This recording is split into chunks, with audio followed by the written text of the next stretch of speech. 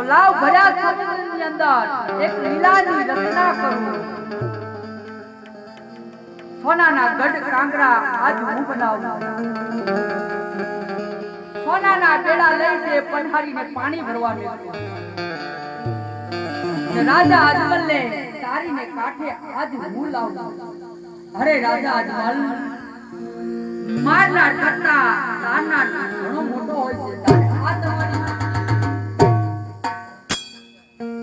મહાદેવના ચાર મારા શરીરની માલપા રૂક્ષ્મણા નામની બે નારી.